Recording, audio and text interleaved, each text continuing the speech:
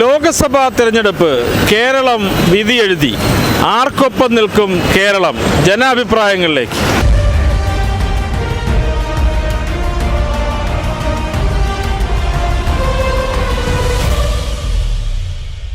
ചേട്ടാ, ഒരു രാജ്യം ആര് ഭരിക്കണമെന്നൊരു തിരഞ്ഞെടുപ്പ് നടന്നു കഴിഞ്ഞു. ഇനി റിസൾട്ടാണ് നമ്മുടെ മുന്നിൽ വരാനുള്ളത്. കേരളം ആർക്ക് ലഭിക്കും? ആർക്ക് മുൻതൂക്കം ലഭിക്കും? കോൺഗ്രസ്സിന് മുൻതൂക്കം ലഭിക്കുമെന്നാണ് ഞാൻ കരുതുന്നത്. അതുപോലെ ഒരു 12 സീറ്റ് 13 സീറ്റൊക്കെ കോൺഗ്രസ്സിന് ലഭിക്കും. 6 സീറ്റ് LDFന് ലഭിക്കും. 1 സീറ്റ് BJP ലഭിക്കും എന്നാണ് എൻ്റെ ഒരു കണക്കുകൂട്ടൽ. അപ്പോൾ BJP അക്കൗണ്ട് തുറക്കുമെന്ന് പ്രതീക്ഷിക്കപ്പെടുന്ന സീറ്റ് ഏതായിരിക്കും? തൃശ്ശൂർ സുരേഷ് ഗോപി ജയിക്കുമെന്നാണ് കണക്കാക്കുന്നത്. നമുക്കത് ഏതൊക്കെ ഉറപ്പിച്ചൊരു സീറ്റാണോ അത്? തീർച്ചയായിട്ടും. കാരണം സുരേഷ് ഗോപി അവിടെ നേരത്തെ തന്നെ മത്സരിച്ച് തോറ്റിട്ടുള്ള ആളാണ്. തോറ്റ ആളോട് എപ്പോഴും ജനങ്ങൾക്ക് അടുത്ത തവണ മത്സരിക്കുമ്പോൾ വലിയൊരു സഹതാപം ഉണ്ടാവാൻ സാധ്യതയുണ്ട്. അതിന് അദ്ദേഹം പ്രവർത്തിക്കുന്നുണ്ട്. അദ്ദേഹം ജയിച്ച എന്തെങ്കിലുമൊക്കെ നാടിന് വേണ്ടി ചെയ്യുമെന്നൊരു പ്രതീക്ഷ ജനങ്ങളുടെ മനസ്സിലുണ്ട്. മറ്റ് 2 മുന്നണിയിലുള്ളവരെ കാട്ടിലും. 5 വർഷക്കാലമായി സുരേഷ് ഗോപി അവിടെ വർക്ക് ചെയ്യുന്നുണ്ട്. അവിടെ അദ്ദേഹം ചെയ്തതിൻ്റെ കഥകളൊക്കെ അവിടുത്തെ ഒത്തിരി നാട്ടുകാർക്ക് പറയാനുണ്ട്. അപ്പോൾ അതുപോലെ തന്നെ ഇവിടെ ഭരിച്ചു വരുന്ന 2 മുന്നണികളെക്കാളും ഉപരിയായി ജനങ്ങൾക്ക് വേണ്ടി എന്തെങ്കിലും കൂടുതൽ കാര്യങ്ങൾ ചെയ്യാൻ പറ്റും എന്നൊരു തോന്നൽ അദ്ദേഹം ജനിപ്പിച്ചിട്ടുണ്ട്. ജനങ്ങളുടെ നന്മയ്ക്ക് വേണ്ടി കൂടുതൽ കാര്യങ്ങൾ ചെയ്യാൻ പറ്റുമെന്നൊരു തോന്നൽ അദ്ദേഹം അവിടെ സൃഷ്ടിച്ചിട്ടുണ്ട്. സ്ത്രീകളുടെ മനസ്സിൽ അദ്ദേഹത്തിന് വലിയൊരു സ്വീകാര്യത ഉള്ളതായിട്ട് മനസ്സിലാക്കുന്നുണ്ട്. അപ്പോൾ ഇതെല്ലാം കൂടെ ഈ അനുകൂല ഘടകങ്ങളെല്ലാം കൂടെ നോക്കുമ്പോൾ സുരേഷ് ഗോപി അവിടെ നല്ലൊരു മാർജിന് ജയിക്കുമെന്ന് ഞാൻ കണക്കാക്കുന്നുണ്ട്, പ്രതീക്ഷിക്കുന്നുണ്ട്. തീർച്ചയായിട്ടും കേരളത്തിൽ UDFനാണ് മുൻതൂക്കം. കേരളത്തിൽ UDFന് അത് മറ്റൊന്നും കൊണ്ടല്ല, അവർ മികച്ച പാർട്ടി ആയതുകൊണ്ടല്ല. BJP ശക്തരായ കാൻഡിഡേറ്റ്സിനെ നിർത്താൻ BJPക്ക് കഴിഞ്ഞില്ല. BJP വലിയ പരാജയമായി മാറി. ജനങ്ങൾക്ക് വലിയ പ്രതീക്ഷയുണ്ടായിരുന്നു. ശക്തരായ കാൻഡിഡേറ്റ്സിനെ നിർത്തിയിരുന്നെങ്കിൽ BJPക്ക് 6, 7, 8 സീറ്റുകൾ ഇവിടെ നേടാൻ സാധിച്ചേനെ. പക്ഷേ അത് BJPയുടെ കേന്ദ്ര നേതൃത്വത്തെ ശരിയായ രീതിയിൽ കാര്യങ്ങൾ ധരിപ്പിക്കാൻ ഇവിടെ തെറ്റിദ്ധരിപ്പിക്കപ്പെട്ടു അവർ. അതുകൊണ്ട് കാൻഡിഡേറ്റ്സിനെ നിർണയിച്ചത് വളരെ മോശം രീതിയിലായിരുന്നു. അല്ലെങ്കിൽ BJPക്ക് തീർച്ചയായിട്ടും 7, 8 സീറ്റ് വരെ ഇവിടെ ലഭിക്കുമായിരുന്നു. അതുണ്ടായില്ല. സ്ഥാനാർത്ഥികൾ മികച്ചവരല്ല. അത് പത്തനംതിട്ട PC ജോർജ് നിന്നിരുന്നെങ്കിൽ തീർച്ചയായിട്ടും അവിടെ ജയിച്ചേനെ. പക്ഷേ അതുണ്ടായില്ല. അതുപോലെ അനിൽ ആൻ്റണിക്ക് അദ്ദേഹം ലത്തീൻ കത്തോലിക്കനാണ്. അദ്ദേഹത്തെ തീരദേശ മേഖലയിൽ ആലപ്പുഴയിൽ എറണാകുളത്ത് നിർത്തിയിരുന്നെങ്കിൽ അദ്ദേഹത്തിന് വിജയസാധ്യത കൂടിയേനെ. പക്ഷേ ഇതൊന്നും ഉണ്ടായില്ല.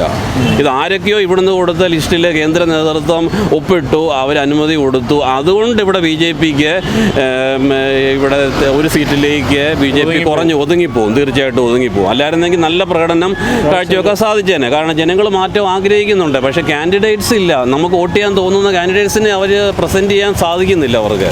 അതാണ് അവർ ഇവിടെ ദുരന്തമായിട്ട് മാറിയത്. ജനങ്ങളുടെ പ്രതീക്ഷ പോയി. ക്രിസ്ത്യൻ കാൻഡിഡേറ്റ്സിനെ കൂടുതൽ പേരെ കൊണ്ടുവരാൻ അവർക്ക് കഴിഞ്ഞിരുന്നെങ്കിൽ വലിയ ചലനം സൃഷ്ടിച്ചേനെ. അതെ, അത് അടുത്ത തവണയെങ്കിലും അത് ഉണ്ടാകുമായിരിക്കും. തീർച്ചയായിട്ടും മാറ്റം പ്രതീക്ഷിക്കാം. ഇല്ല, LDFന് എത്ര സീറ്റ് കിട്ടും? അതെനിക്ക് അറിയത്തില്ല. ഇപ്പോഴത്തെ ഇത് വെച്ചിട്ടാണെങ്കിൽ UDFനാണ് സീറ്റ് കൂടുതൽ കിട്ടാൻ സാധ്യത. UDFന് സീറ്റ് കിട്ടാനാണ് സാധ്യത. എനിക്ക് കേന്ദ്രത്തിൽ ആരാ അധികാരത്തിൽ വരിക? എനിക്ക് UDF വരണമെന്നാണ് താല്പര്യം. പക്ഷേ നോർത്ത് ഇന്ത്യൻസ് എല്ലാവരും ഈ ഹിന്ദു മതത്തിനോടും അതിനോടും താല്പര്യം കാരണം BJP നോർത്ത് ഇന്ത്യയിൽ UDFന്റെ ഒരു മുന്നേറ്റം വരണമെന്ന് ആഗ്രഹിക്കുന്നു. പക്ഷേ BJPക്കാണ് സാധ്യത എന്ന് പറയുന്നത്. പക്ഷെ ഞാൻ ഒരു SFI കാരനാണ്. എനിക്ക് CPM ആണ് ഇഷ്ടം. പക്ഷെ ഇപ്പോഴത്തെ ഭരണം കാരണം എനിക്ക് UDF വരാനാണ് താല്പര്യം. കാരണം എൻ്റെ വലിയമ്മ ഒരു എന്താ പറയാൻ, കൗൺസിലറല്ല, ഒരു സ്കൂൾ ഉദ്യോഗസ്ഥയാണ്. ഒരു ഡിസേബിൾ ആയിട്ടുള്ള സ്റ്റുഡൻസിന് പണി. അപ്പോൾ അവർക്ക് കറക്റ്റ് സാലറീസ് ഒന്നും കിട്ടിയിട്ട് കുറേ നാളുകൾ. അപ്പോൾ കേരള സർക്കാരിൻ്റെ ഭരണം മോശമാണെന്നാണ്. തീർച്ചയായിട്ടും മോശമാണ്. അതുകൊണ്ട് അതിൻ്റെ ഇത് തന്നെയാണ് ഇലക്ഷനിൽ പ്രതിഫലിക്കുക എന്തായാലും ഉറപ്പായിട്ടും. UDF വരണമെന്നാണ് ആഗ്രഹം. കാരണം ഇത്രയും വർഷമായിട്ട് CPM-ന്റെ ഭരണം എനിക്ക് പേഴ്സണലി അത്ര തൃപ്തിയല്ല. എനിക്ക് തൃപ്തിയല്ല, പൊതുവേ അങ്ങനെയാണ് അഭിപ്രായം. പിന്നെ UDF-ന് ചാൻസ് ഇട്ടിട്ട് അവരെ ഭരണം എങ്ങനെയായിരിക്കും ഇത് അടുത്ത് വിലയിരുത്തും. കേരളത്തിൽ കോൺഗ്രസ് ആയിരിക്കും മിക്കവാറും. UDF-നാണ് സാധ്യത. എത്ര സീറ്റ് വരെ ലഭിക്കാം? കേന്ദ്രത്തിൽ ഭരണം പ്രതീക്ഷിച്ചാണോ UDF-നെ ആൾക്കാർ പിന്തുണയ്ക്കുന്നത്? അല്ല, കേരളം ഒരിക്കലും കേന്ദ്രം കണക്കുമില്ല. കേരളം ഒരു ഒന്നീ